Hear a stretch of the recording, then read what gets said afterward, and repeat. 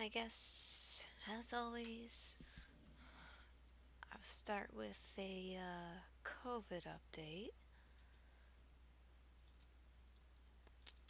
I'm still sick, so my voice won't be as clear or tip top as I want it to be yet. Um,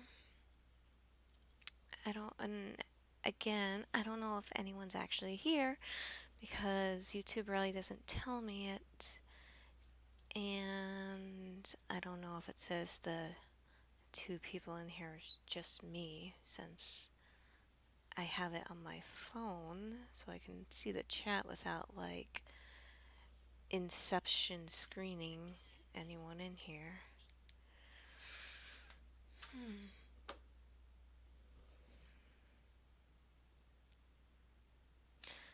Yeah, so I don't know. It might just be me.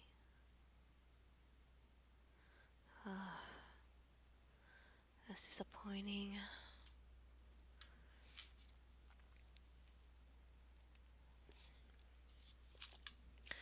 Well, I guess if anyone puts this on the future, I should still stream and talk in case somebody wants to listen or watch. Even if no one's here right now. Um, so, I should also, I guess, keep streaming anyway because drawing is so hard for me. And if I'm streaming and chatting, even to myself, it will help as a motivation to keep me doing it. But, so drawing is really hard for me because I have dyspraxia, which is not dyslexia, even though it kind of sounds similar. The words, they're not the same. Um, They are both neurological impairments, though, but dyspraxia results in a physical disability as well. So I have problems with my fine motor skills and holding things. So, like drawings about hand and eye coordination and holding your pencil or tablet pen. And yeah, so that's difficult, and at random times, my hands will just stop working, or it's like they have a mind of their own, and I'll drop my pen. It's kind of annoying. So I figure if I stream while drawing, that it will help keep me maybe focused on something because drawing literally physically hurts me. So I always have to deal with that. Um, Maybe sometime if my channel ever gets more viewers, it would be nice if, I could engage in conversations with people in the chat and then I could focus on something else. Um, so what I did with this drawing is I drew it traditionally in my sketchbook. And then I did the ink traditionally too.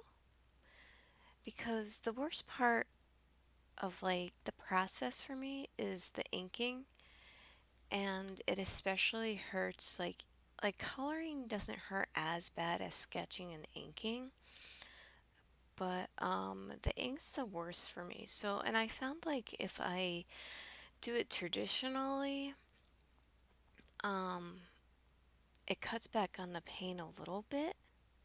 So that's what I do, and then I scan it in, and then I use Inkscape to make the lines like vector so that it gets rid of the kind of like graininess that the paper leaves. So then I take that and I kind of like clean it up a little bit where the vector didn't go so smoothly like I'm doing now. Um, so that's what that is. And I still have to fix a lot of stuff like the arms and but we'll start with cleaning up the lines. So, this little fox nurse, she's going to be for a bag I want to make. Um, because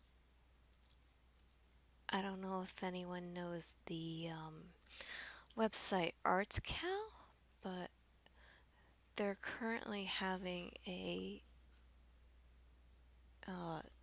my cat's making a weird noise, sorry.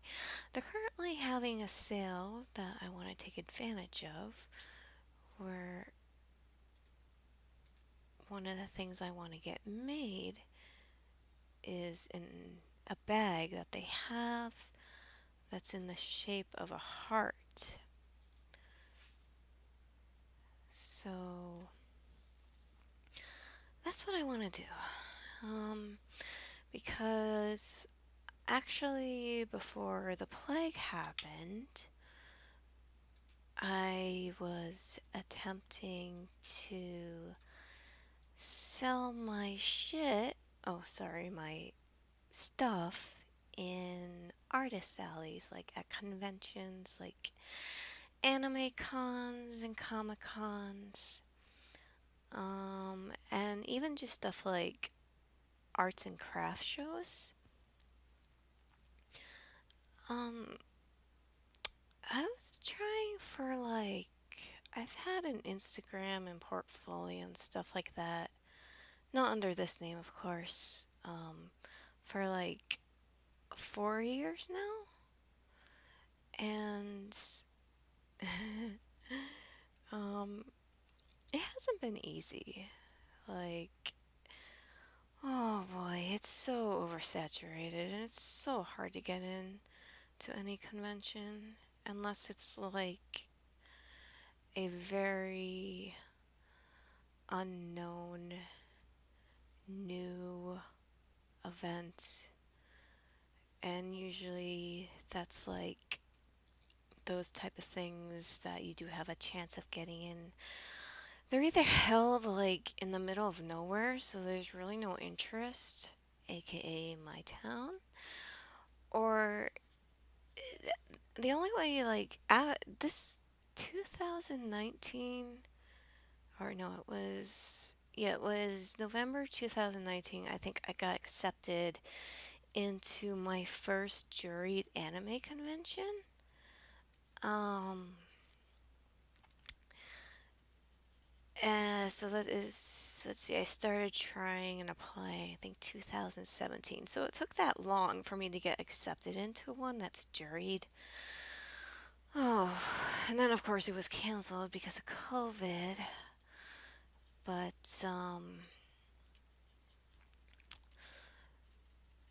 the only way I was able to get into them before was if the convention was lottery. Even first come first serve was kind of difficult because it was like that's like a race of whose computer is best and can get on before the site crashes because so many people want to be doing this. Um, and I was having trouble getting into them because of this right here. That's right. This right here. Um, drawing animals. That's why. I I'm always like whenever it got to the point where I was every time I heard an email notification, my first thought was, "Oh, I wonder what con rejection that is." And I would always ask, like, I would always email back politely and ask for if they could tell me why I get rejected because I want to know what I can improve on, you know? And I think like 90% of the time they wouldn't answer, which is understandable because I guess, their inboxes are flooded and stuff. Um, and but if I did get a response, the two reasons that I would get was not enough fan art, which kind of got me mad because you go on these like convention websites and they stress how like they want original art and prefer original art. Um, so that always kind of like made me side-eyed a little bit, but whatever, because I did a lot of original and I do a lot of original art. And then the other reason that I would get is not enough types of merchandise, which is, I which is understandable because especially when you're new and when you're poor, you don't really have the resources um, to make different kinds of merchandise. So you're stuck with like, you know, old school artist alley stuff like prints, stickers, bookmarks, basically paper material. And so where is that? And over the years, I slowly tried um, working on those issues. Like, I started using Arts Cow because they would run really good sales. And like this heart bag I want, for example, it's you get three for 30, so it's basically like $10 a bag, and they're big. They're like really big. They're 52 inches, so I want to sell them for like 50 each. Um, so I've just been doing stuff like that, and I still kept getting rejected. And so I figured, okay, it's probably the fan art issue. And I tried working on more fan art, and it just still wasn't doing anything. Like I was still getting my rejections, and so finally, um, I went to a Facebook group that was for artists that wanted work conventions and vend at conventions, and I asked if like the whole scene is kind of like a mystery thing. You're not supposed to know who's judges and stuff like that. But I did, like, I was so tired of it and I needed the extra income so bad. So I made a post and asked if any judges would, like, privately be willing to critique my portfolio and look at it and tell me, like, sorry, I need a drink, so I don't know, it's probably gonna look weird on camera.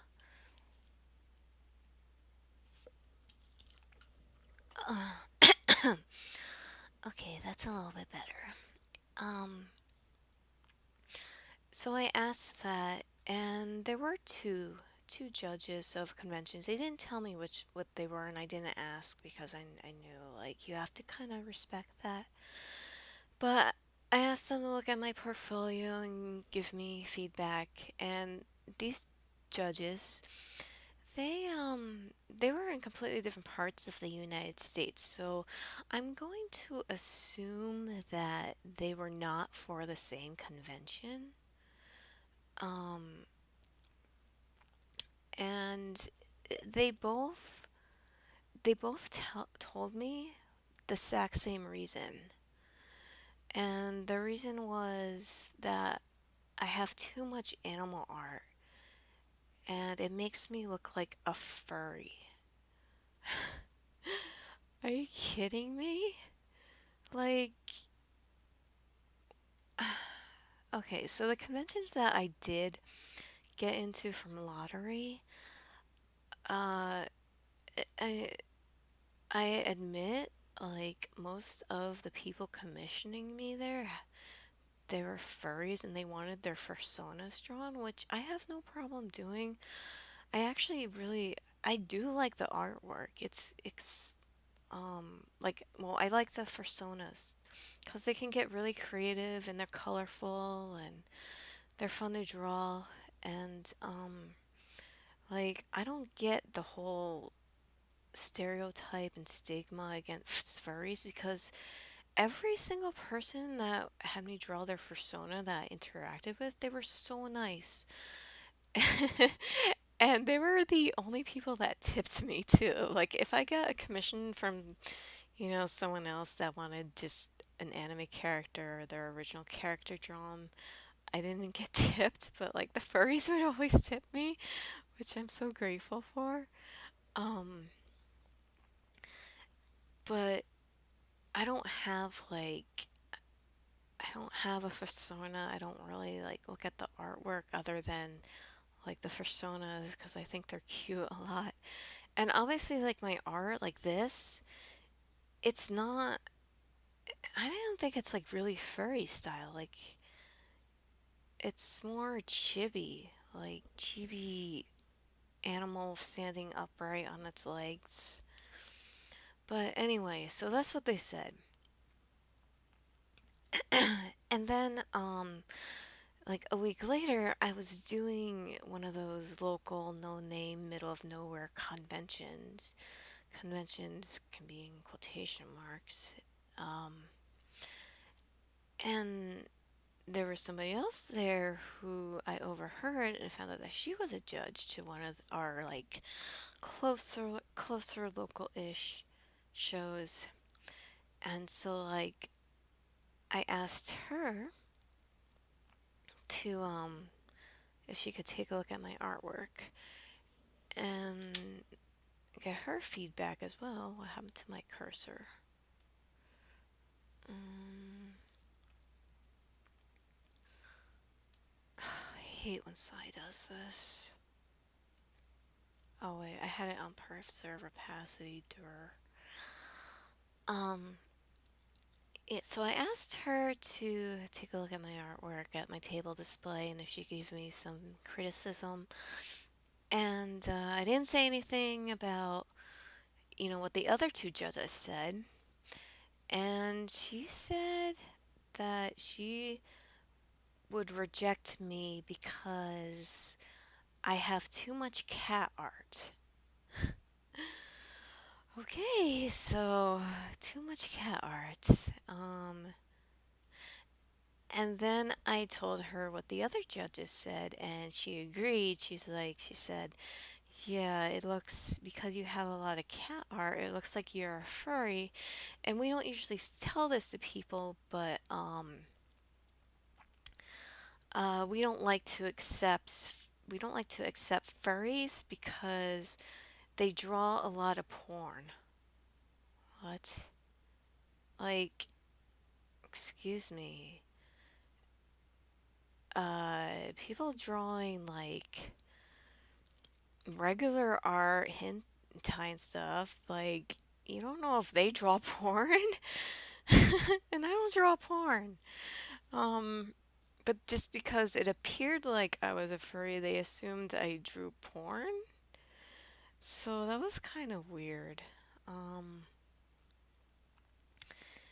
and so I tried working on more human art, but I don't know, I just really like to draw animals because I grew up like I'm one of those I'm one of those people that I like animals better than humans just because like if anyone was here before, you'll know that and kind of like I was saying earlier, I'm disabled, so um I was bullied a lot and animals never judged me like that.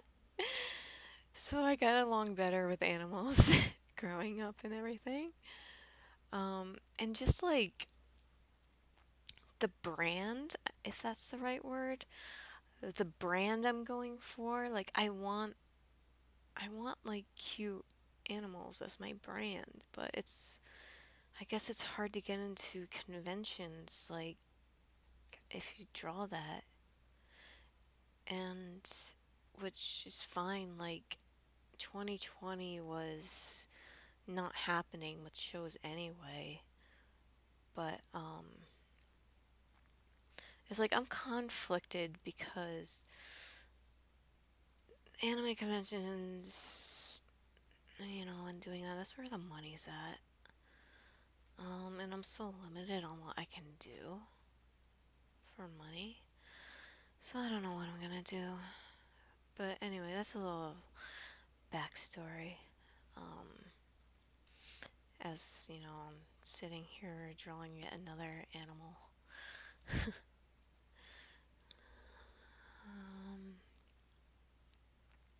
I'm also kind of going like what the kind of style and the thing that I'm going for is cute animals with manhira, which is like it's medical. Like I connected more with that manhira genre because of my background and being disabled and growing up I grew up around more doctors than I did friends.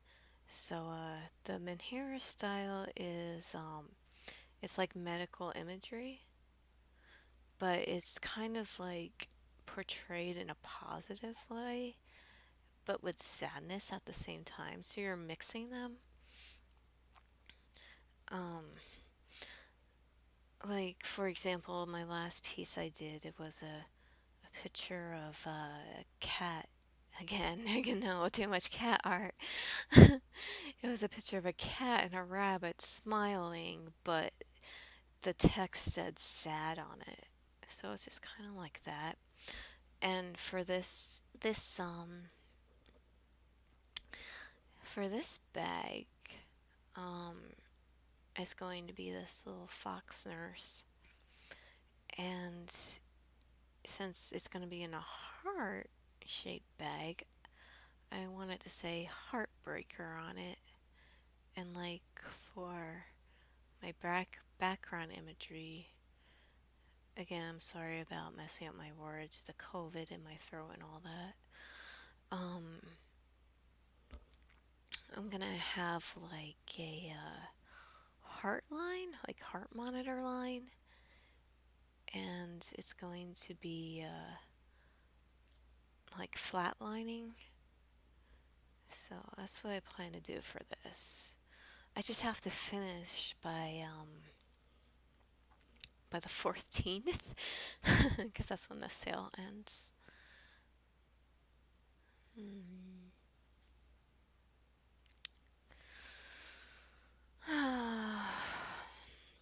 So, I guess I can tell some other stories about my convention times. And again, I'm gonna take another sip of my tea right now.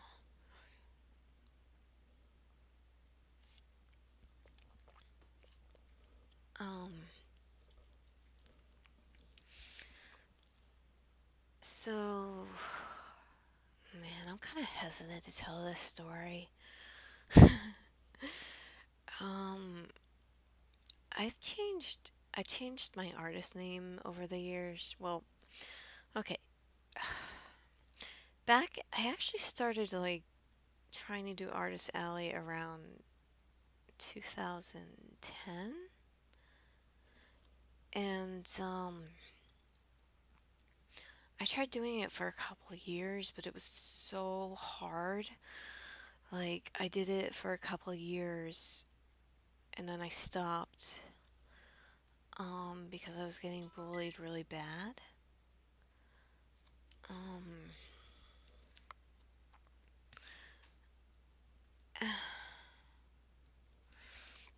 and sorry, I just got a text. That's what that noise was.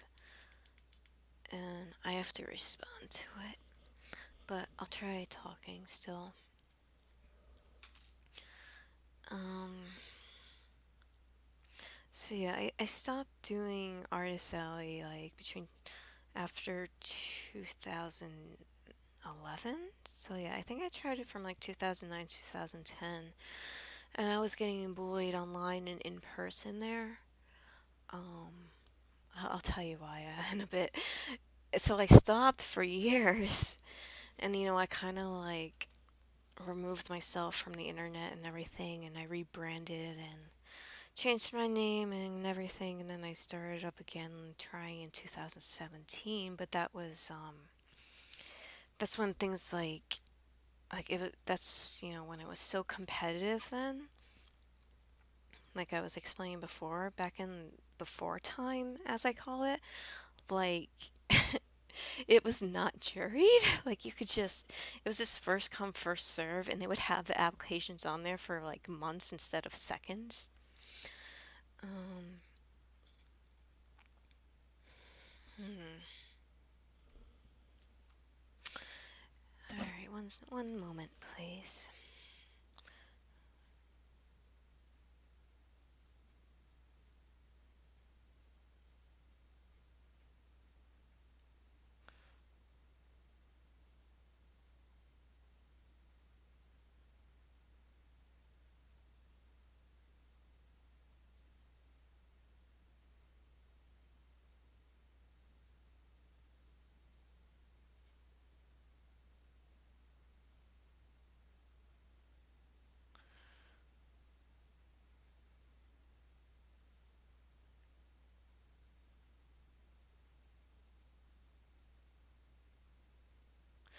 Okay,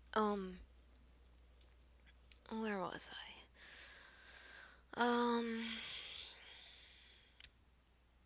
Oh yes, the bullying thing.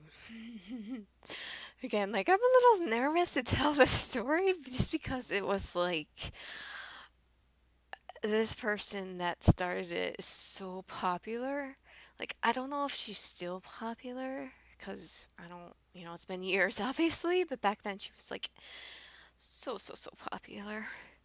Um and I didn't know, like it was a certain fandom and I didn't know she was popular. I didn't never heard of this person. I just liked, like I don't really interact with fandoms because I don't um I don't have a lot of spoons. So being online and just doing stuff is really draining for me. But anyway, so there was a certain series and I, there was hmm, I'm trying to think how I can say this without giving away too much or going into too much detail. Um, there was a forum board, like a forum website. I remember those, like Yahoo groups. And I joined it, and I did the whole like introduce yourself thing, which I did. And somebody replied to my post saying, "Oh, welcome. These are a couple fan fictions that you should definitely check out. It's about this, that, and the other thing, and the pairing that it's the pairing of A, B, right? Just we'll call them letters. We'll call A and B." And I replied and I said, "Oh no, thank you. I'm not really a fan of that pairing. I like pairing A C instead." Oh boy, that was the wrong thing to say, apparently. Because this fan fiction, these fictions, they were written by this BNF, which is Big Name Fan, that, like I said, I had never heard of. I didn't know who she was or anything. I didn't know that, like, the unspoken rule of this fandom was that when you're new, when you come in, you're supposed to read this person's work as like unofficial initiation. And because I publicly rejected it, um, it did not go over well. And like I was still like a little baby then. I didn't realize like you weren't supposed to argue like online like that. Like I argued when, some when I said I didn't want to read it, somebody came back at me like, "Oh, you have to read this. It's so good, blah blah blah. It really depicts the relationship, blah blah blah." And I replied and I was, arguing about like, "Oh, I don't like that pairing. I like this pairing because blah blah blah blah." Oof. And it turned into like this whole big thing. Um, so then these people, like the friends of this BNF, they found my deviant art, which of course I don't have anymore, and they started like making fun of my artwork on there.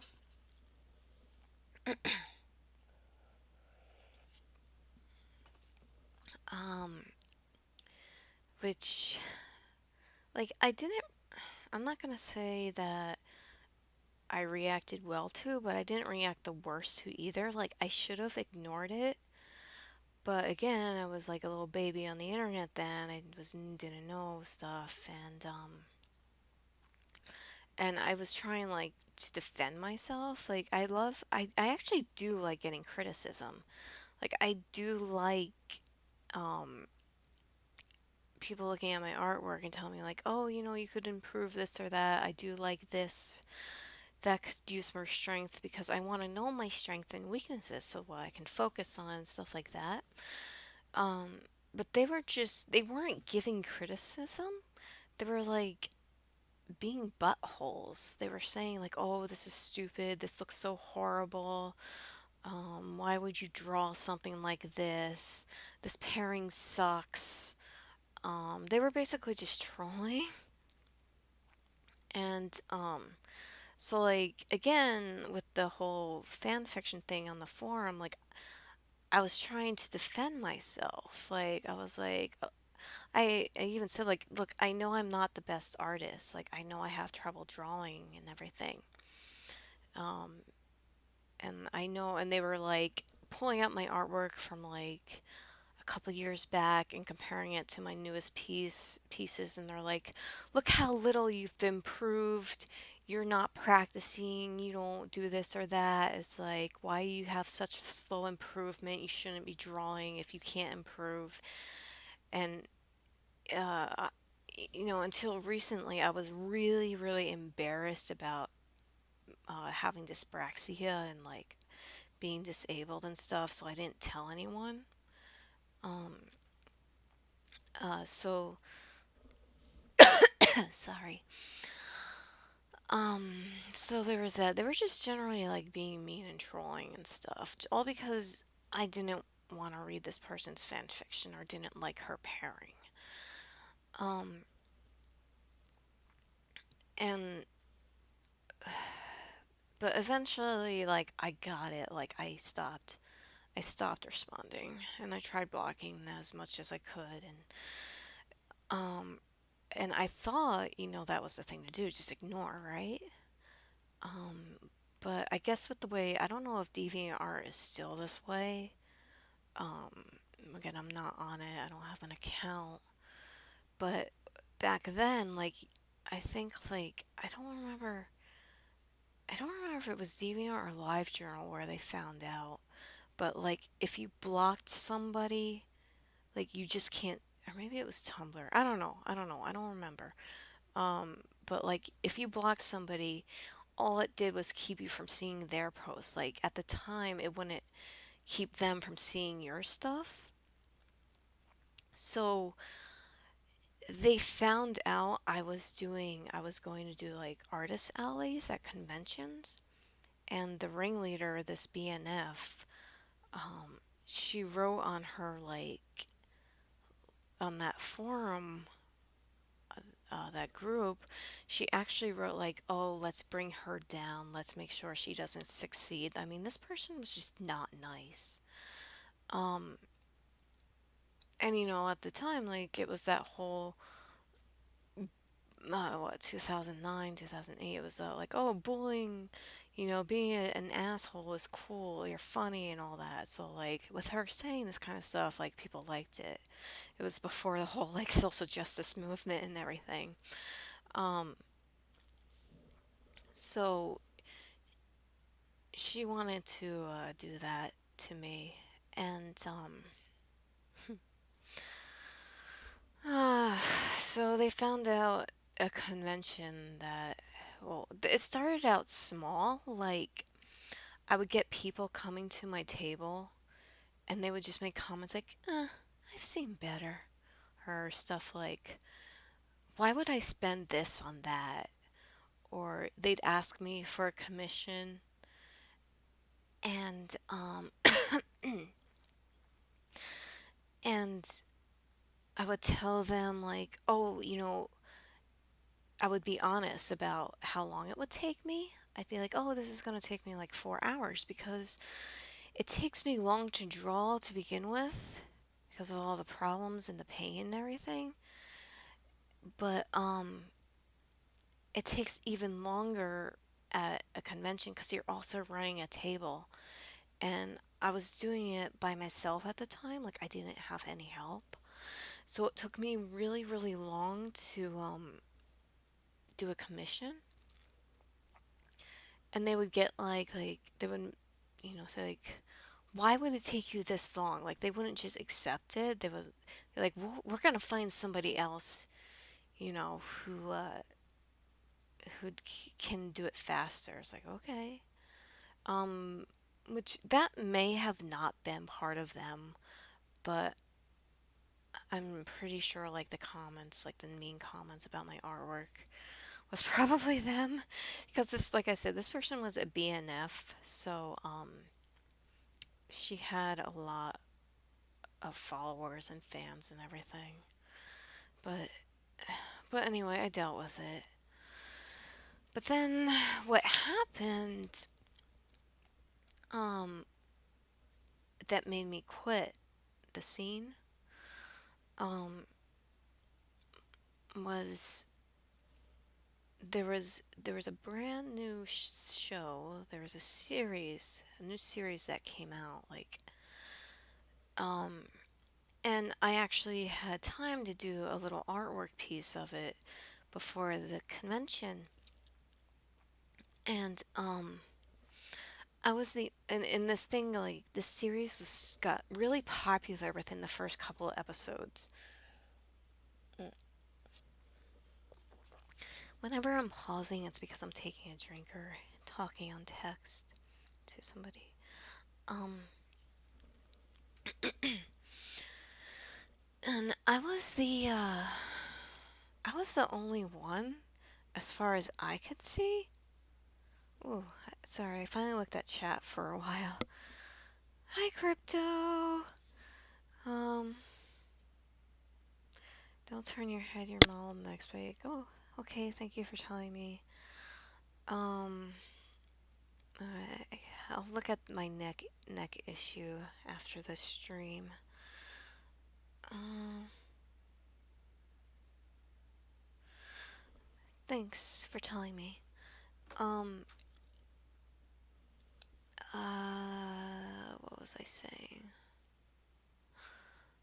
Uh, so yeah, I didn't see anyone else with art of this new show, and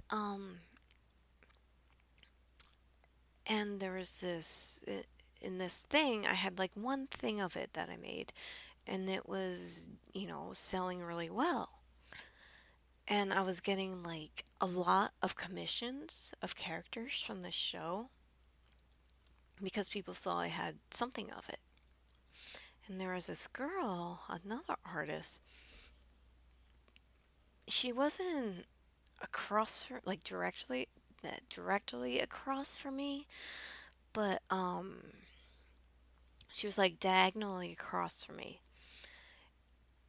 And she she came to my table and like was praising the little thing I had of it and saying how much she liked this new show and the thing, the character I had was her favorite character, and so I gave one to her. I'm like, oh, you can have it. It was just like this. It was a little thing, and so I gave her the item, and what she did was she slapped it right down in the middle of her table among her artwork. Um, and with the way the flow of traffic was going, people were going to her table first, like before they were getting to mine. So they would actually see my artwork, the thing that I gave her on her table, and they were thinking it was hers. So what they would do is she started like as soon as she did that, she started getting a whole bunch of commissions of all these characters from that new show, and suddenly I wasn't getting any, and people were coming to my table then, and they were like what's this? I saw it on that other person's table. And I told them like, "Oh yeah, I gave it to her." And they were saying like she didn't tell me that. She was just saying she didn't have any more. Um, so she wasn't telling people that I made the artwork. And so, when people got to my table, they were like, "Oh, I really wish I knew that, or else I would have commissioned you." Um, and so it took me a while to get up the guts to go over and be like, can you take this off your table, please? But, so then I was browsing her artwork, and, she was posting the commissions that, she was getting on her DeviantArt, and, and this BNF, the person, the big name fan, the popular girl, she commented on the commission pieces like, nice work, good job, which by itself, wouldn't appear like anything. Like, just by itself would look like a compliment on the artwork. But knowing what I knew and seeing the comment she made on that forum about like, oh, let's bring her down. So she was friends with this person. Um, so I was like, I don't know. I felt like that was done on purpose as like a act of malice. Um, and then after that, I'm just like, I'm not doing this anymore. It's not worth it because um, I wasn't making enough to justify continuing that stress. I'm gonna see, I'm gonna try seeing how my neck breaks. Let's see, what am I doing?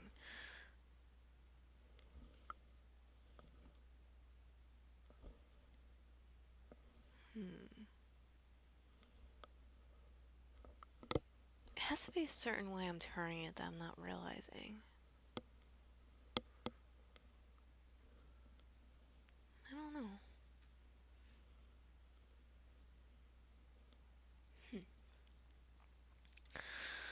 Oh, okay. But I'll try and figure it out after I finish the stream. Thank you so much for being here, Crypto. Like, it really helps having somebody here as I'm working on this because it's just hard.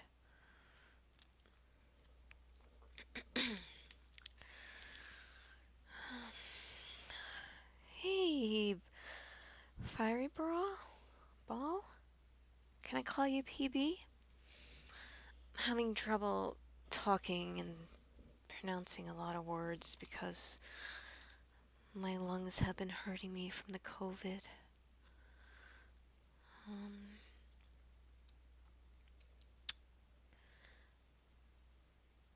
But then, yeah, so I completely, after that, I completely deleted everything from the internet that I could. And I just didn't get involved for years with anything, like with any kind of fandom. And I wasn't, like, if I drew, I wasn't posting a lot of my artwork. And then I decided to remake, like, I stopped drawing. I think that was a big reason as to why I stopped drawing a lot of fan art. I just started like drawing more and more originals.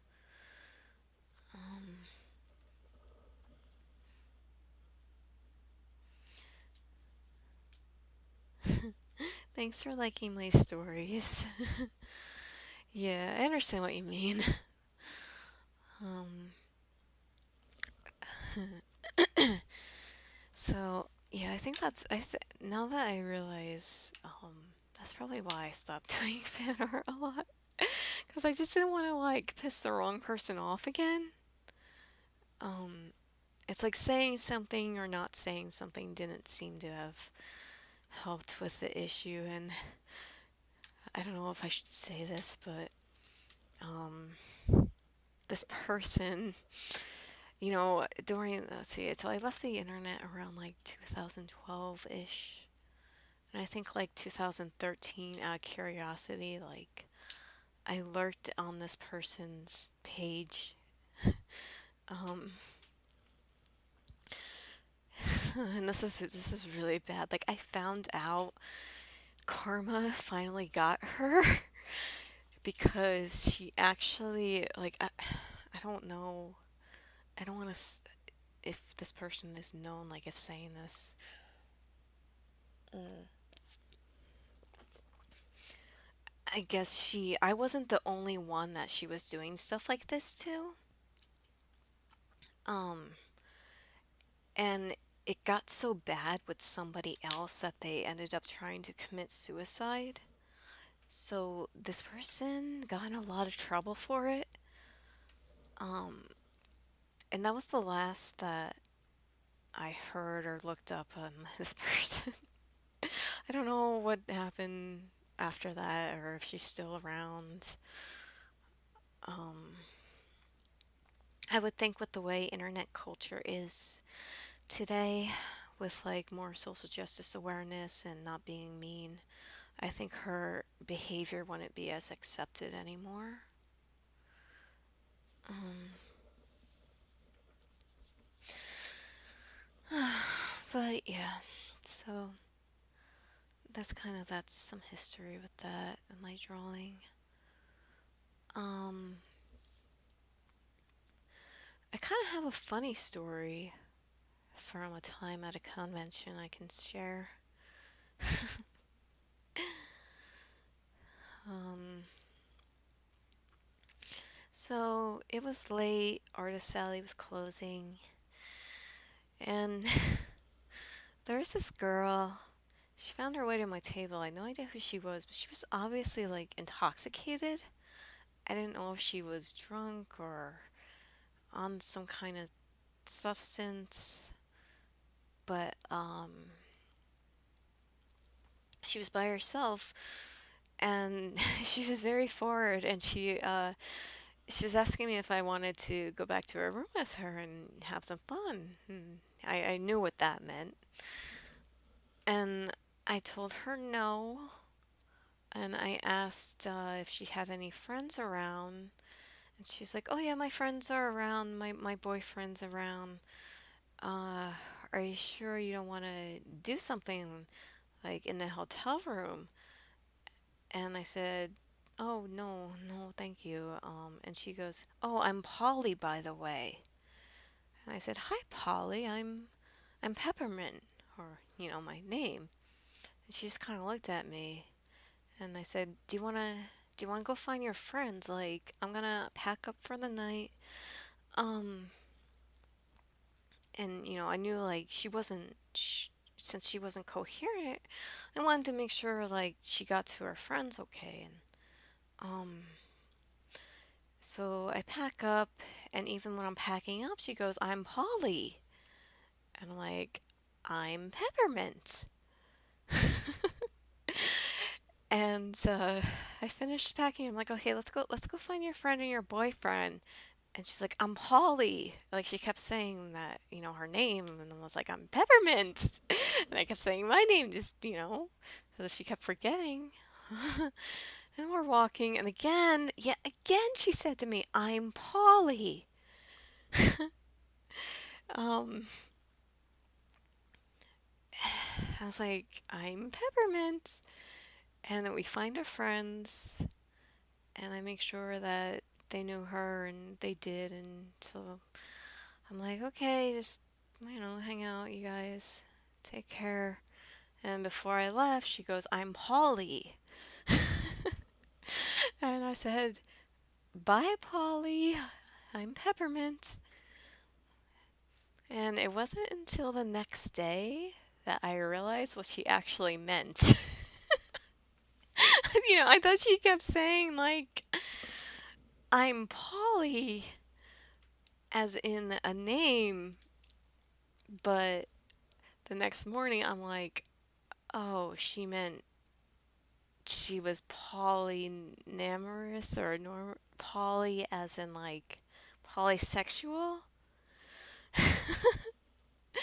which is why I guess it made sense. Like, every time I said I would talk to her about like, not doing stuff with other people if she has a boyfriend, why she would be like, I'm poly. But yeah, like even if I realized it, I still wouldn't have done anything with her because even though I was single, but yeah, I still wouldn't have done anything because I don't, she wasn't, she was intoxicated or something. Um, yeah, I just thought that was pretty funny a little bit.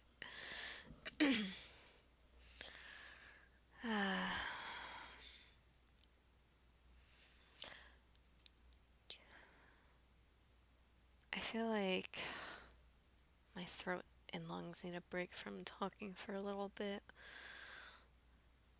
but I think, yes, yes, she was hitting on me. Um,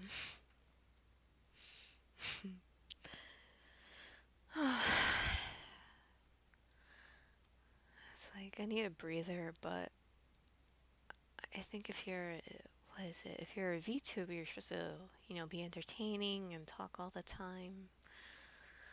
I just can't wait to get rid of this COVID. Still waiting for my doctor to call me back so I can get an appointment. And it's not even the COVID really that's like ruining me. Like the COVID did a number on me, but the big problem was that uh, I think I mentioned this before. I don't know, my brain. When I was 15, I got Lyme's disease, and getting COVID, I guess some people with Lyme's, like giving COVID, makes their Lyme spike. So that's actually what's causing my extreme fatigue and tiredness is my Lyme's due to the COVID. So I have to get like medication for that at least.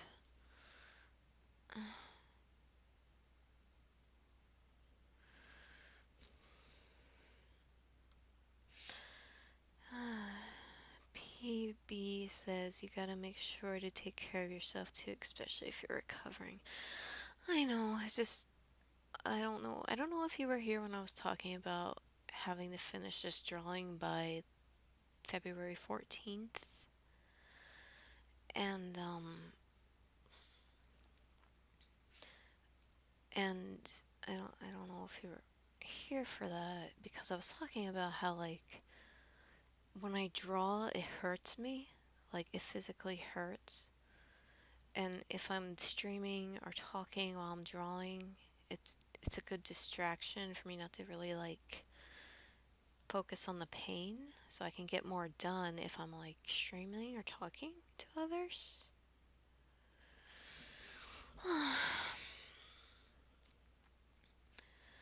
I'll have some more tea.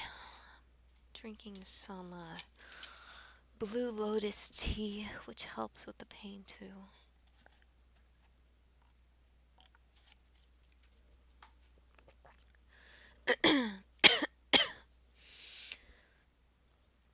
This stuff is so hard to find though, because people abuse it. I don't know if you know what Blue Lotus like. Supposedly, you can take like a buttload of Blue Lotus and it makes you trip. I don't do that though, because it's hella expensive.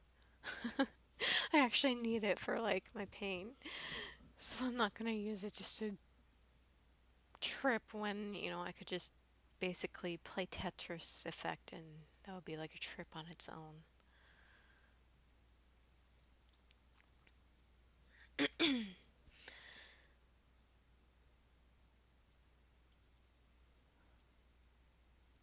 Let's fix her mouth up.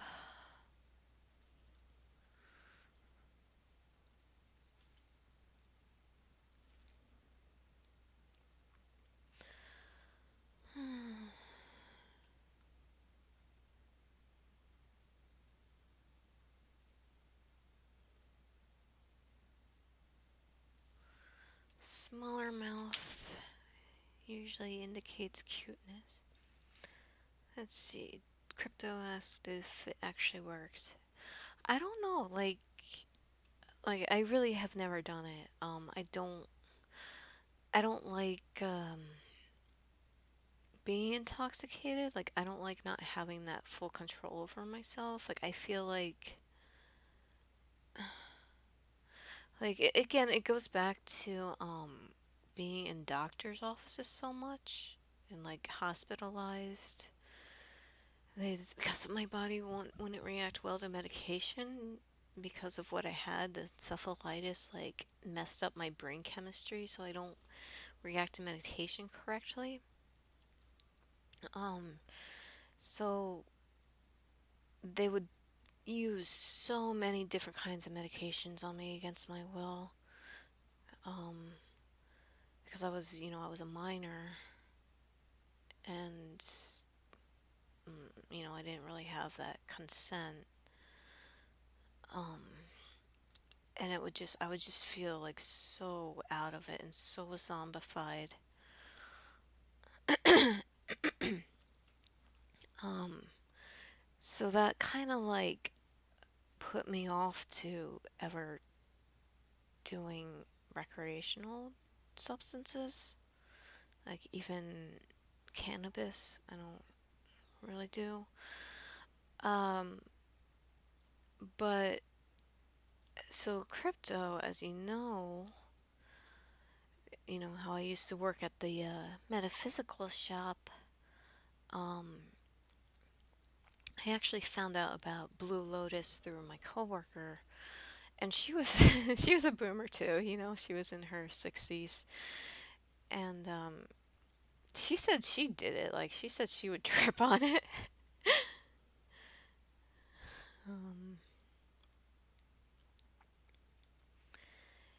yeah, I use honey.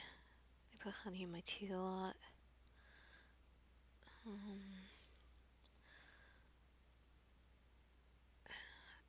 I use a lot of. I actually I react better to natural substances. So I take a lot of that. The only thing is they're expensive and not covered by insurance. But I need them. I mean, I'm not gonna lie. I'm hoping eventually, like, one of my goals for this channel is to offer, like, I don't know what to call it, like stream commissions, where if I can get more people in, like, be like, oh, what do you want drawn? Like, I want a sketch, something, um, like people in the chat could tell me what they want drawn, and I could sketch it and like maybe get a little income from it if I draw what they want. So that's like that's part of why why I want, to be a V went to the VTuber thing as well, which I know you shouldn't use money as an incentive to do anything, and like I was even talking about um how I don't charge a tarot, but I don't have a problem charging for my artwork. But that's again assuming anyone would actually want something drawn by me. Like,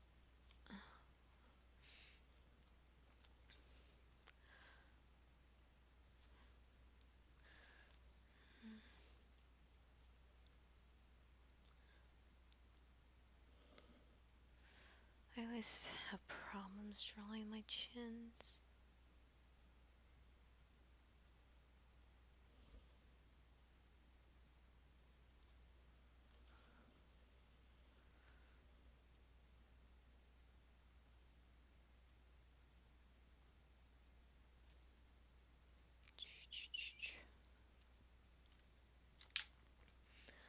Do either of you draw or do anything like write, or what are your hobbies?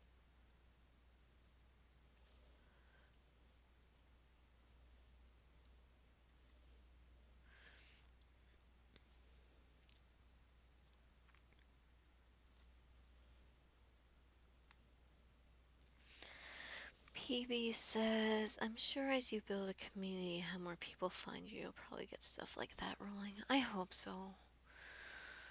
I'm not, I'm trying to feel optimistic. I'm not trying to be negative. It's just, it's always been such a struggle with my art though.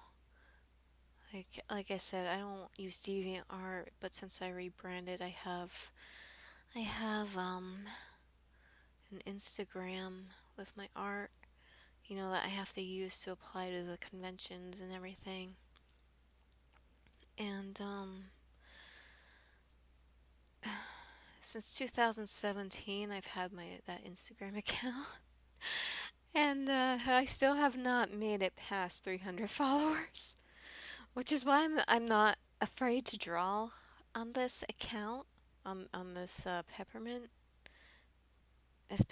because it's like I guess that's one good thing about not being known. Because I know with the whole VTuber thing, you're supposed to be mysterious and like no one's supposed to know your real identity. So if I was, as more popular artist, I probably couldn't be drawing this right now. Um, but a lot of the problem is that like I lack the spoons. I lack the energy to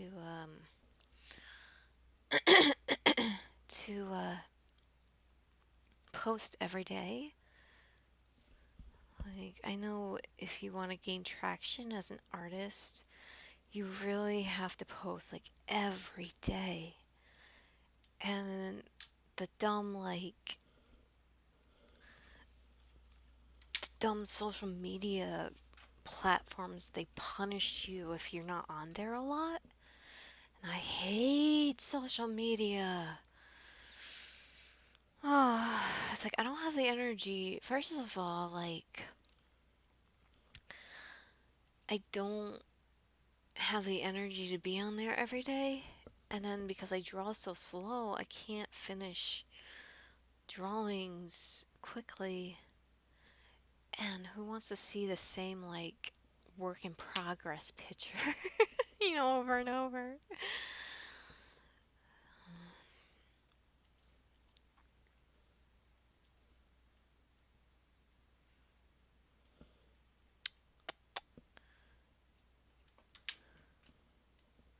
So, yeah.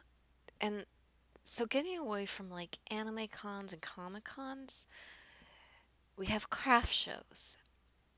And those I've been having a hard time gaining traction in as well because of the social media issue, actually. Like, craft shows care more about the social media stuff than, I guess, um, the anime and Comic Cons. Because when I get, I do the same thing when I get rejected from the craft shows. I ask them still about, like, oh, can you give me a reason why I'm rejected, please? And their number one.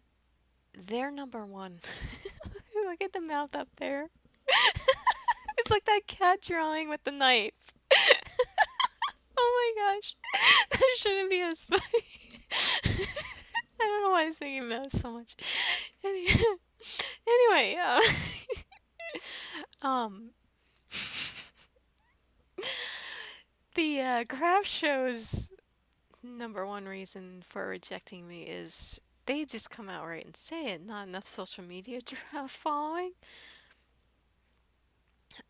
Because they want um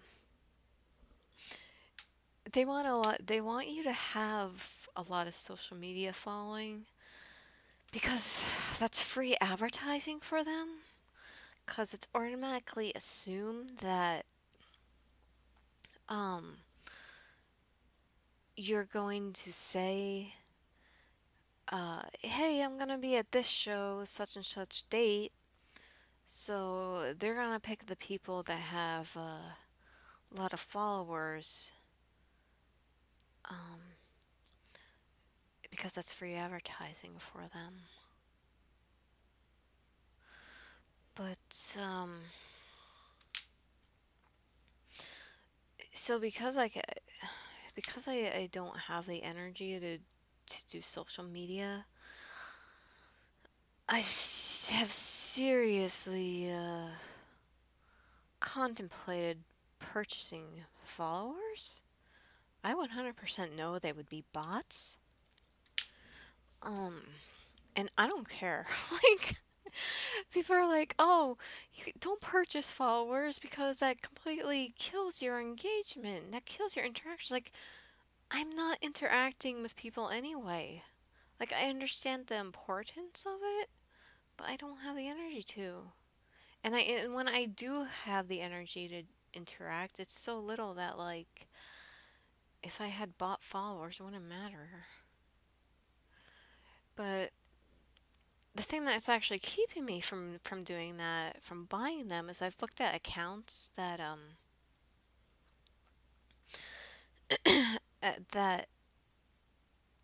have the bot followers, and just in case, like, a judge, like, I really don't think they would spend the time to do this, but just in case, like, somebody did click on my followers list, uh,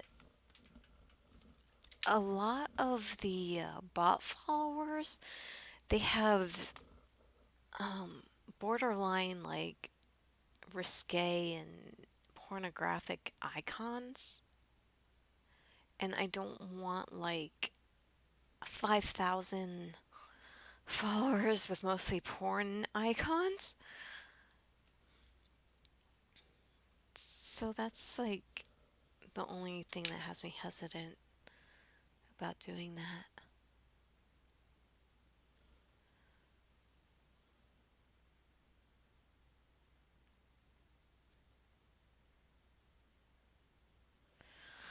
Let's see. PB says they want the people to do advertising for them instead of being. That's so true. Like, I know I just talked about, like, not getting into online arguments and everything, but I'm part of a private Facebook group for the area, like the area I live in, for local craft shows. And I got in it too once recently with one of the craft show runners. Um, because ever since COVID, um, and everything being canceled, there was a time around, like, the fall, September through December where they were starting to allow outdoor events again, and artists were so thirsty, including myself. We were so thirsty for craft shows or art events because we've been without them all year, and this is our income. Um, and the event runners saw dollar signs. Like, I already had issues and already felt like a lot of event runners, like for craft shows, were overcharging and like not really taking care of the artists like they should. But ever since COVID, they've gotten even worse about it. Like they know artists are desperate, so they're upping their prices even more. And artists, are taking it. But so there's this one like event, like I don't want to say company, it's an LLC that puts on some shows around here, and I cannot stand them. Like if you go on their website, they're ran by a husband and wife team, and part of their rules uh for being in their shows is you have to like they say right on their webpage that you have to advertise at least 3 times on your social media. And so there was that, and then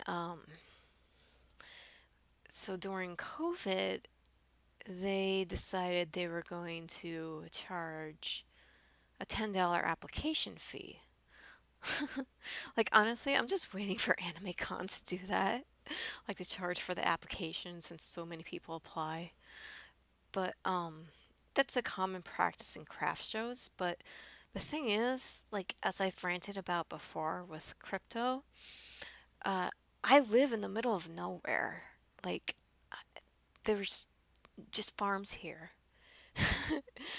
So it's not fair to be charging out the ass for craft shows, but these people were trying to charge $250 per day for a 3-day craft show, Friday, Saturday, and Sunday. Are you kidding me?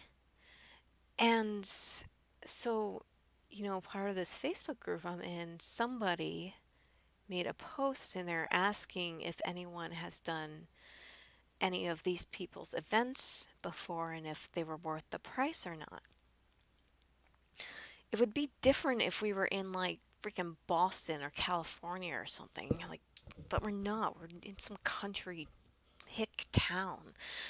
And it was being held at a farm with a barn.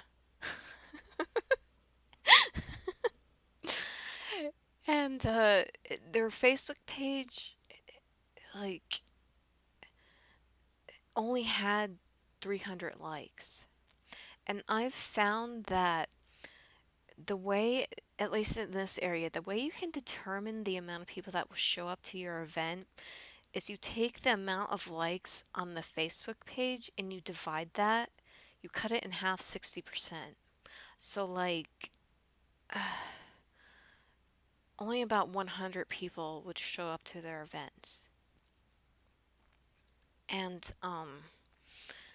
so, a- and if you put the name of this particular event in Instagram under, like if you search the tag, only 3 posts came up of last year's event of 2019's one. I don't know how much they charged for that one, but I'm pretty sure it wasn't as much as $250 a day. Um, so I commented on this person's post and I pointed these things out. I'm like, um, and they were saying they were going to have, let's see, they said on their website over 50 unique artists. So let's do this math for a second. 250 times 50.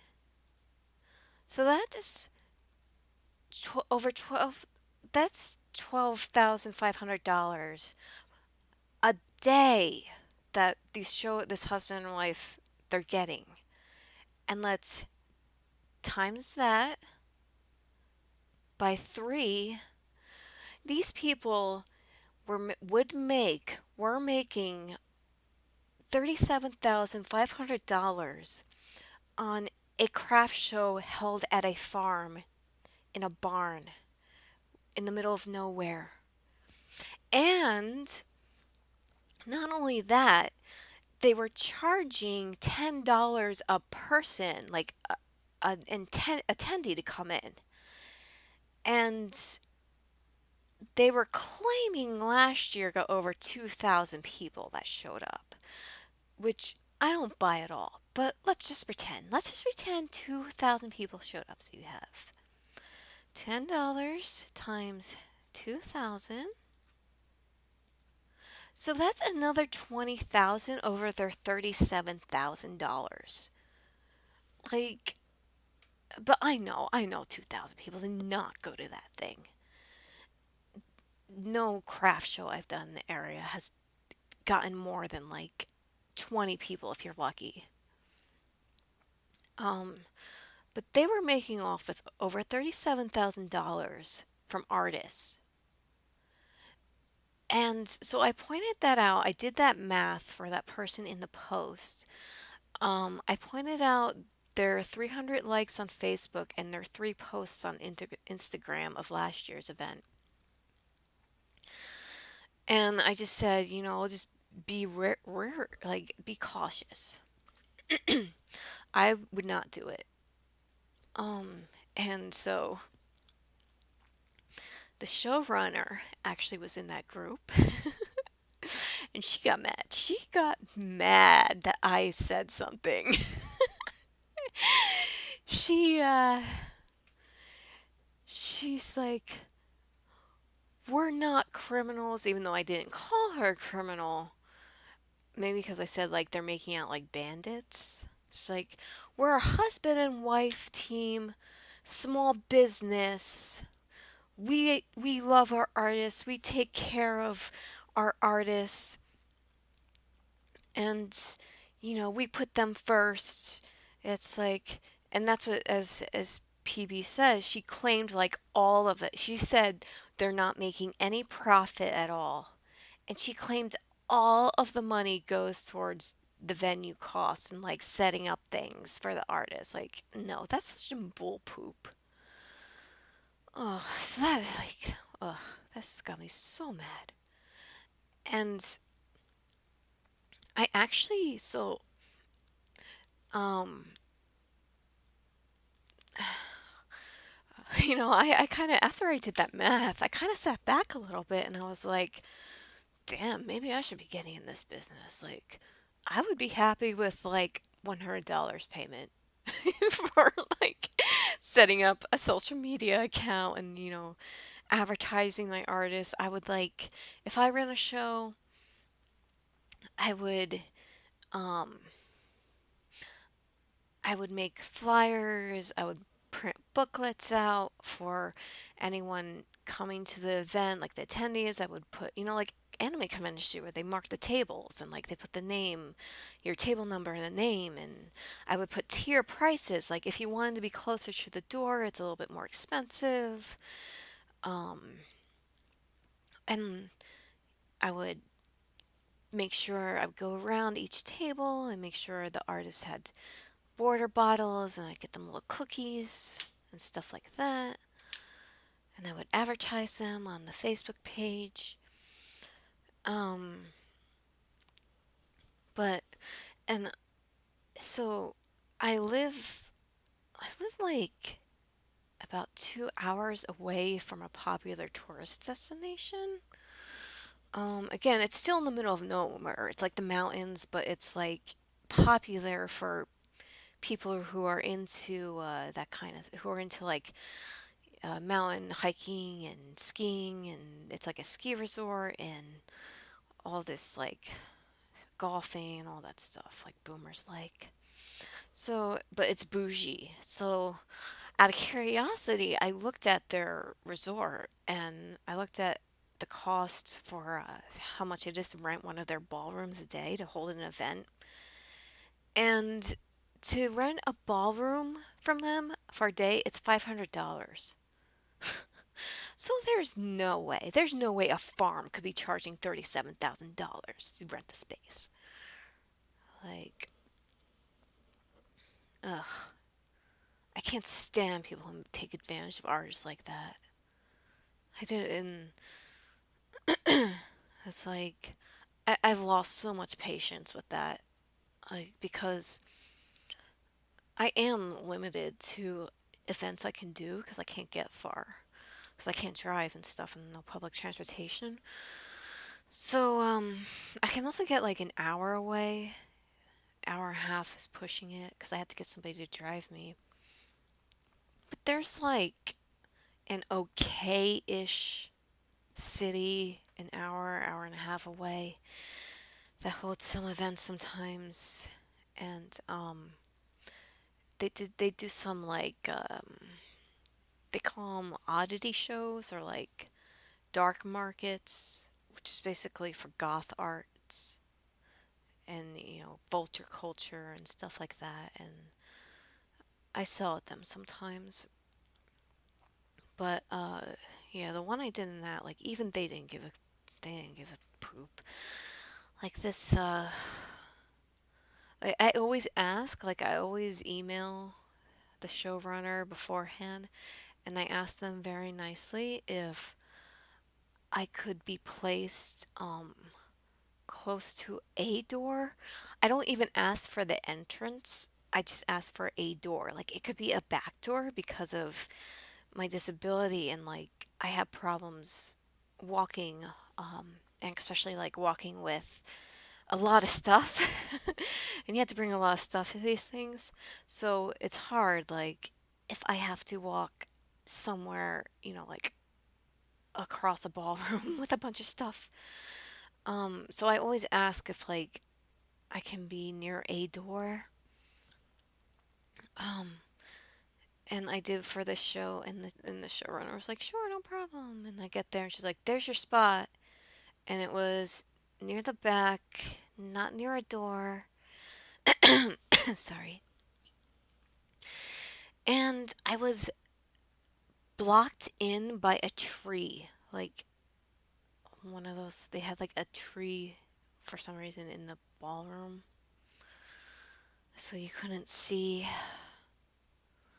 my table or anything. It's like if I ran shows, I would like how hard would it be to lay out your table so that no one gets blocked? Like it doesn't seem like it would be that huge of an issue. Like I don't understand why they can't do that. It's just a few rants about being a starving artist.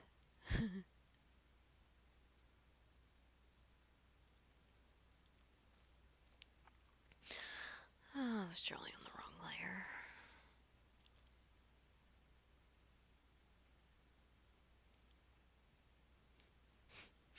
Oh, and then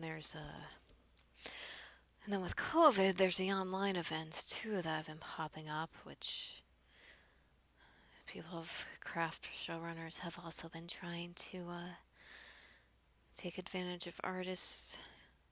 Freaking one of them I know is trying to charge $60 to be listed as an online vendor,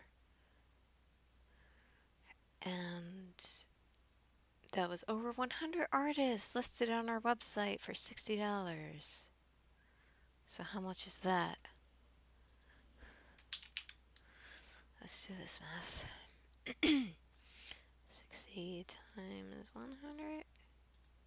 So this person, she was getting $6,000 to list your name and website on her site. Because it would be different if like they were using a custom streaming thing and had to buy extra, bandwidth and storage space. But no, these people are using stuff like Discord and Facebook live shows, which is free. It gets me so mad.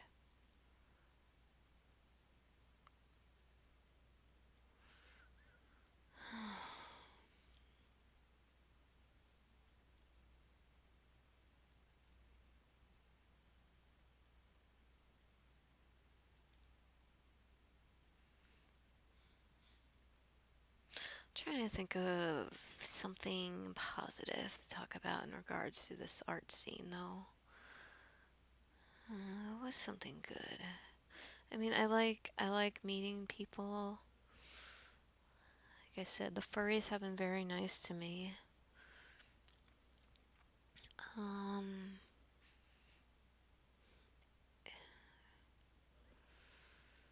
yeah, for exposure.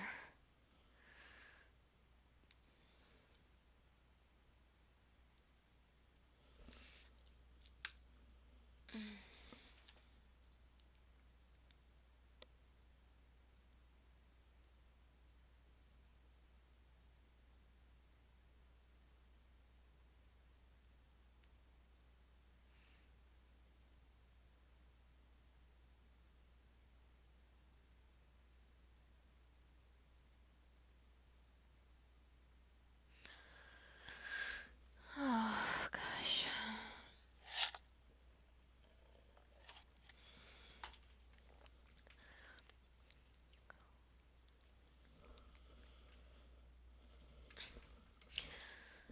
Um,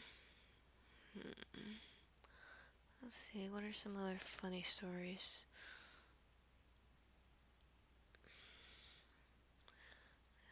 Uh, I can talk about the time I accidentally cursed my dorm room in art school.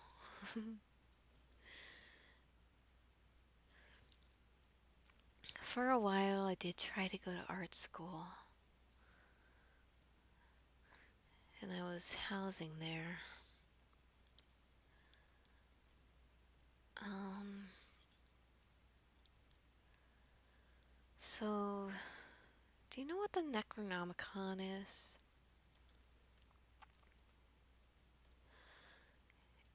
It's a it's, it's a made up book, but the lore around it is like it's cursed and all this stuff with it. H.P. Lovecraft, Aleister Crowley, and it's like, oh, anyone who touches this book, like, unfortunate things happen. Um, so when I was in art school, one of the rules, for some reason, of the school was that you were not allowed to draw anime. Like, they hated it, they would fail you if you drew it. Well, that reminds me of another story I can tell after this. um, so I had to come up with like some non-anime things, like nothing that resembled the anime style to draw. And I thought, oh, what? I'll do like a Necronomicon series, make some demons and stuff like that. So I bought the Simon Necronomicon, which is a paperback version, and supposedly just written by somebody named Simon. And it has a bunch of like, it's about the 50 names of Marduk and how you can call upon them. And um, so one of the things that we were taught was that whatever material you're working with, you should know 100% inside and out. Um, so just, to get that kind of flow going, I decided I was going to do the spells and incantations in that book. um, do the rituals, draw the symbols, and all that stuff. And I did that. Uh, and afterwards, a bunch of weird things started happening. Um, Honestly, I attributed to it going on an antidepressant for the first time and lack of sleep.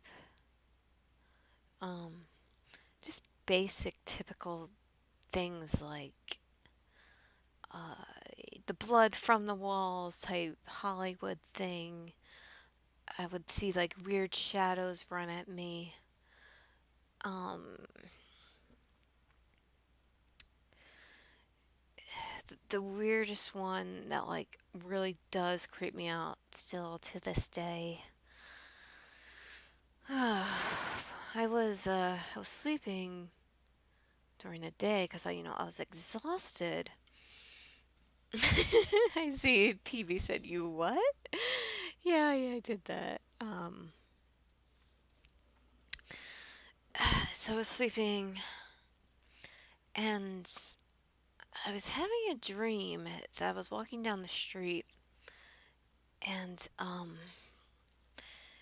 my phone rings one time in the dream. I pick it up and I look at the clock on the screen and it says 1 o'clock. So it rings one time and it's 1 o'clock p.m. in the dream. I pick it up and this voice says one, and it filled me with like a weird feeling of dread and like fear, just, anxiety, like really weird for that to make me feel like that way, and it woke me up out of my sleep. And when I woke up, I was like facing the wall and I had my phone next to me. And when I was staying in the dorm, um, I could hear the clock tower. So when I woke up, like a second after I woke up, the clock tower rang one time. So it was 1 o'clock in my dream, and it was 1 o'clock when I woke up. I look at my phone, and it says 1 o'clock on my phone as well, like in the dream. It rings one time. Nope, I'm not gonna pick that up. I don't pick that up. Oh, but that's not the end of it there. Mm-mm. I, uh, I, I roll over, so I'm no longer facing the wall, and there's an old man standing against my bed, like clear as all day, like looks, and I was awake for a little bit, like it wasn't, when you wake up sometimes you can be a little dizzy or you're in a haze. No, I was up for a little bit when I rolled this guy. This guy was standing there. He holds his index finger up and he gets this deranged smile and he says, "One." Exactly the same way in the dream. I ran out of there. I legit thought that there was somebody that broke into the dorm, like broke into my room. It was that clear. I ran out of there. I found a friend at the time and I asked him to come back in with me, and we went back in. There was nothing there, no signs of breaking and entering. Um, and then like a week later, it's at night and I'm sleeping, and my roommate, I wake up, we had separate rooms, um, separate bedrooms, and she's screaming like I thought she's screaming like she's getting hurt or something, like so much. So I run into her bedroom and she's like hysteric, crying, pointing at the floor, screaming. And I ask her what's wrong, and she's like, "You don't see that?" I'm like, "There's nothing there." And she leaves the room, and I ask her what's wrong, and she said she saw like a dead body on the floor. Um, so there was that, and then like for not too long afterwards, I was back at home, living with my parents at the time, and I had a dream again. It was this time. It was in my parents' house. We have a grandfather clock, and in the dream, I hear it ring one time, and for some reason, oh no, for I get up in the dream. And as I get up, there's a knock on the door. One knock. And I go and I stand on top. I stand at the top of the stairs because with the way the house is laid out, um, you can see the door at the from the top of the stairs. So the door opens. A little trigger warning here. It might get a little gory. Um, the door opens and it's that same man from before who was in my room. He holds his finger up with that same smile on his face, and he says again, "What the hell? One." And then his head nearly falls off his neck, and I woke up. So I had a little bit more time in the school, and then I left. But as soon as I left that room, I didn't have any more like dreams like that or anything. I haven't since. Um, but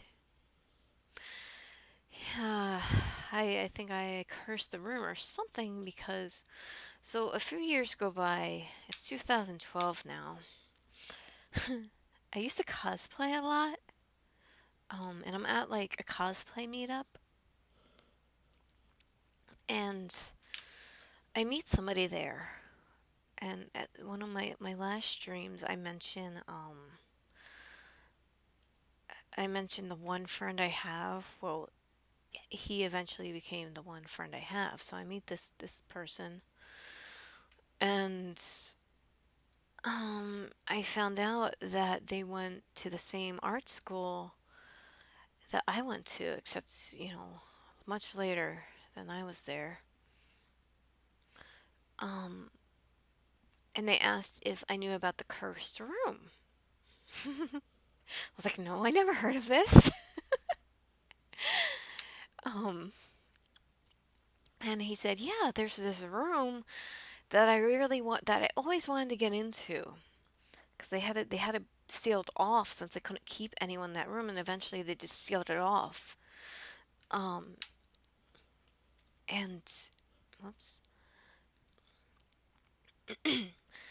Um, he said that originally it was a girls' dorm room, and everyone that went in there had like they said they would see things like the blood on the walls, like creepy shadows, and they would freak out and scream and have mental breakdowns, and they just couldn't keep anyone in that room. And so after, they got tired of like everyone wanting to leave that room, they made it a boys dormitory because they thought, "Oh, they're just girls, they're being over dramatic, like a sexist type of thing going on." So they made it a boys room, and same thing was happening. So they couldn't keep any of the guys in there now. Um and um so then they just shut that room down, like they couldn't use it at all. And this guy, this friend, still had a picture of the door of that room, and he showed it to me. I was like, "Oh my gosh, that was that was my room." And I knew because my roommate on the door, she stuck a certain sticker on that door of like a martini glass, and that was still on there.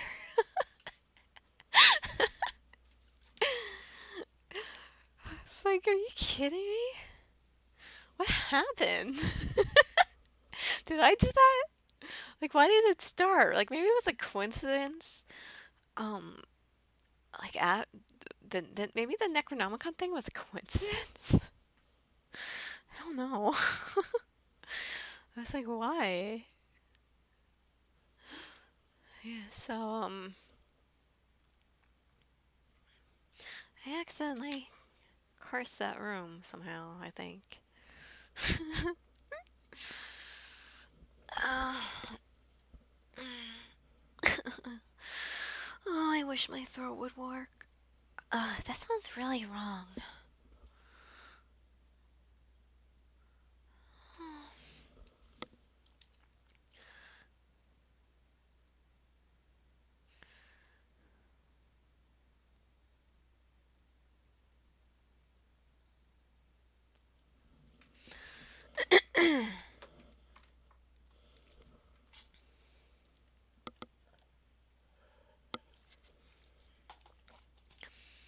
Let's see. It's retribution for the school banning anime. You know what? Maybe like I don't I don't hex like I know there's the whole like discourse with baby witches right now and real quote real witches, and I was doing, like I said, I was doing this stuff with witchcraft for 14 years. Um but I don't hex people. Like I don't do that because I believe in the three folds rule. I only do white magic, like good magic, positive magic, that's better. But maybe somebody in that school who was a witch hexed the school, and maybe they were just attracted to that certain room I was in because maybe it was on like a ley line or something.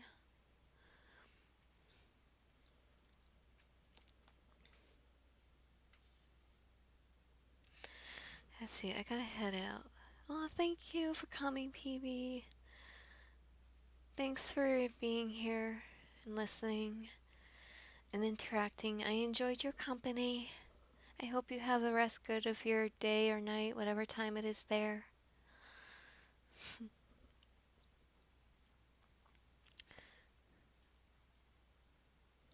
Um, so, okay. Hmm. This is another. Why do I hesitate to tell all these stories? Like, um, so this is a high school story from when I was in high school. I feel super bad telling this story and talking about it because, like, so it involves my art teacher in high school, and like, rest in peace. She passed away from cancer. So that's why, like, I don't want me telling this story, I don't want to reflect negatively on her. Um, she, the stuff she said about me was also a source for why I got treated really bad in school. I wish she hadn't said the stuff she said about me because I was always bullied, like, since ever, because I was basically born with the disabilities, so I could never really, like, walk straight or play sports, and I had to, like, it took me until eighth grade to be able to talk correctly because I didn't have any muscle tone in my tongue. Um, but so I was always bullied because of that. But then, um, this teacher in high school, she did not like me at all because I drew anime, and I was a little kid, so like, well, I don't know, I was 13, what, 14. Um, so my drawing was like, it wasn't good at all. I mean, it was your typical young teenager anime style type thing. Everyone, you're very tacky self-insert Sailor Moon character. Oh, it says you have to head to bed. It's super early. Okay. Um, Thanks for being here, Crypto, and listening and interacting. I hope you sleep well. I'm gonna finish this story up though because it still says I have three people in chat, but I guess they just aren't watching or listening or just lurking, which is fine. So the story, yeah, this teacher hated anime. Like, she hated it with a passion for some reason. She thought, like, she would lecture, she would spend whole classes lecturing about how, like, anime was a terrible art form and it all looks the same and it's bad and it's not drawn well or anything, and she would always like yell at me in front of the class to make my art look less anime. And like, she would pick on me. Well, like I mentioned, I don't know if anyone's been here since the start, but part of my dyspraxia is like I don't have proper like hand-eye coordination, and my fingers don't work how they're supposed to. So I had trouble cleaning. We had like these little mini paint palettes that we have to clean after class, or like after the lesson, I should say. And I had trouble cleaning them, and she would always like yell at me in front of the class about how like I don't clean them good enough, and I had the ability to clean them better, and I was just being lazy, and even though I was like trying, and it would hurt and all that stuff. Um, and I remember one of the projects we had, which was pretty cool. Like, we got a paragraph of text describing a creature, and we had to draw that creature like as we saw it in our minds. So, um, I drew what I saw, and I was always drawing cute things, like cute animals, and I drew a cute animal, like something like this, except it looked a lot crappier. I'm not saying this looks the best, but it looks even worse than this because I was like 14 or something. And because it was a cute animal, she thought it was a Pokemon. And because she knew I liked anime, she thought I drew a Pokemon. She's like, and she started yelling at me in front of the class, saying how like, you're supposed to draw original. This is supposed to be original art. You're not drawing Pokemon. Redo it. And she made me redo it all. And like, so I drew like some generic looking, like big cat type looking thing. And she's like, yes, that's better. But she hated me, and she like, um, I was super quiet because I had trouble talking, and I got made fun of a lot. So I didn't really didn't say a word in school unless I had to. And this teacher, she would always say like, I don't know why she always said this stuff like out loud in front of the class. She's like, you should never trust quiet people.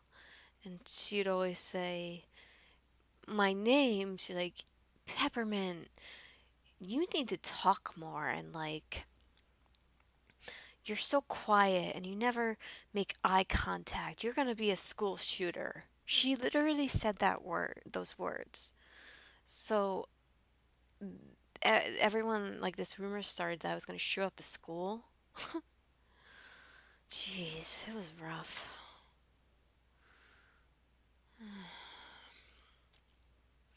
But yeah, I feel bad like talking about like bad about her since she passed. But you don't, if you're a teacher, you don't say that kind of stuff about your students.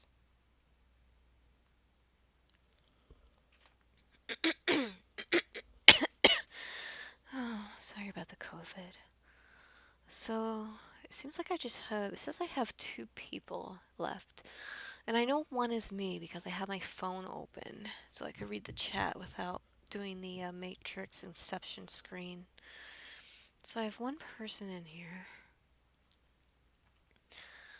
Um, I really did want to stream while inking this since it's helping me get through it without dealing with the pain. But oh my gosh, my voice. My voice is going. I don't know how much more I can talk. I don't know how many more funny stories I have. Unless you're just enjoying watching me draw. Um, so, Crypto, I thought you were going to bed.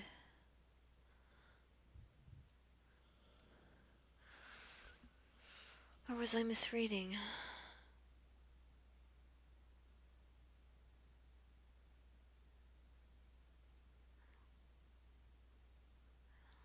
Hmm.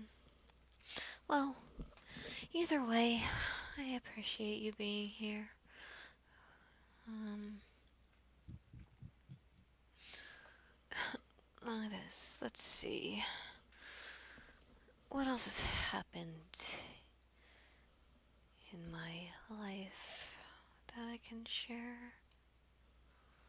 God, it kind of sucks, like, being homebound so much, because I want to have a lot more adventures in life than I do.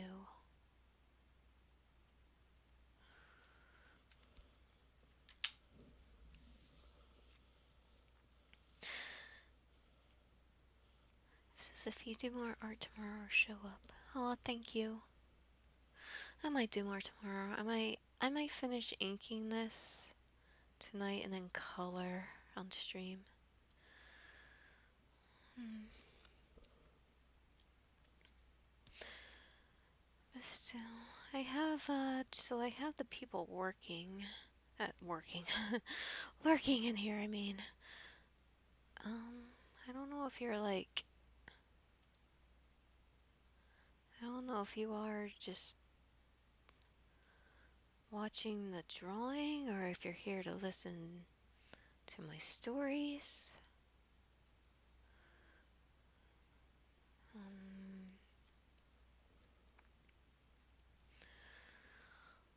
oh, let's see.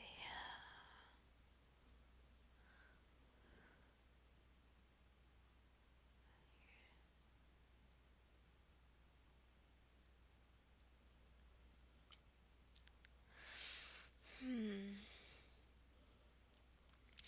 If anyone does want to say anything in the chat of like something you want me to talk about, or if you want me to answer any questions, I don't mind doing that.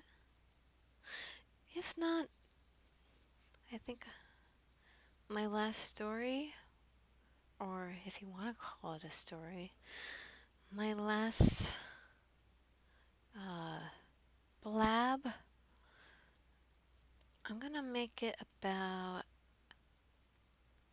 how much I hate onions. I hate onions so much.